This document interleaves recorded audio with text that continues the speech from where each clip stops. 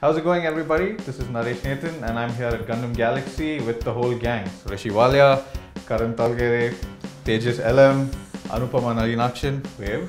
And then there's one more person who's... there you go. Junior Vendetta right behind us. What you see in front of you are a bunch of Bowen statues and mini busts. And we're going to be reviewing that.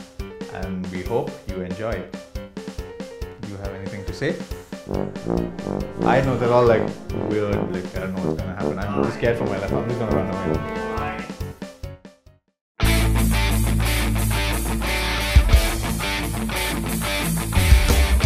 So we're going to split this into two episodes. So in this episode, we're going to be taking a look at two of the statues and one mini bust. The Strike Down Thor, Sabertooth Street Clothes variant, the Absorbing Man. Now if you check out most of these statues on the Bowen website, you'd see that they're all sold out. Yes, that's because they're all limited editions and avid collectors out there go nuts when they see a Bowen design statue. Now this is a legacy sculpture and this is Thor Strike Down statue. It's sculpted by Randy Bowen last year, 2013. The edition size is only 1500, so that makes this pretty rare. The statue stands over 15 inches tall, or more or less 15 inches.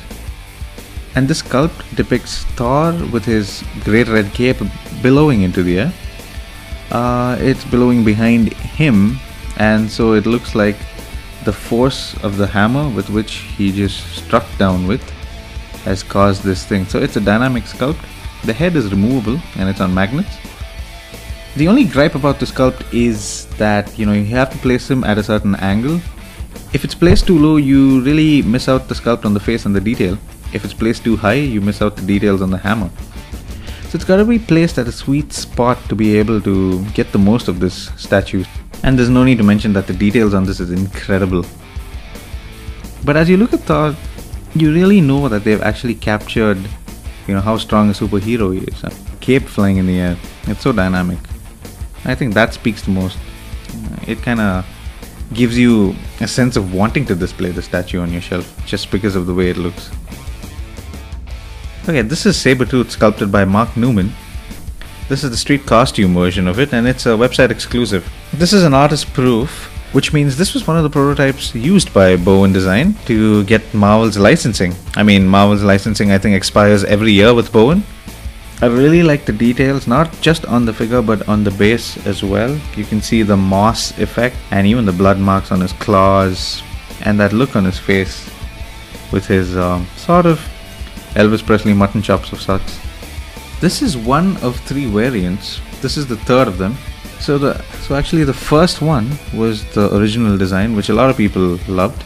The second one was him in sort of tiger stripes, designed by Jim Lee. So that was used in the 90s. And this is the third one, which is his street costume variant. Now the Sabertooth is an artist proof, as you can see there. It just says AP of Dash. So this was way before they even started mass producing these.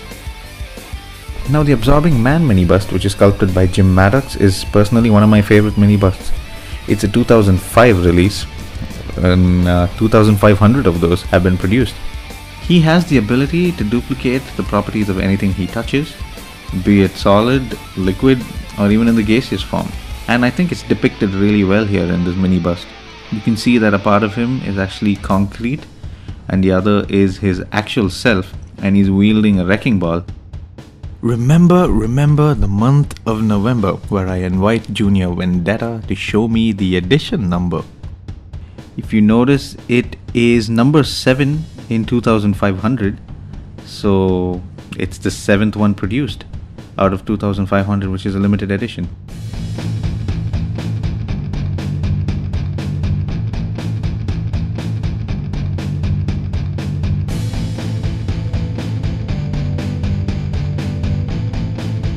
Bowen statues are something special, aren't they? Well, make sure you come back for the second part. Keep collecting, and until next time.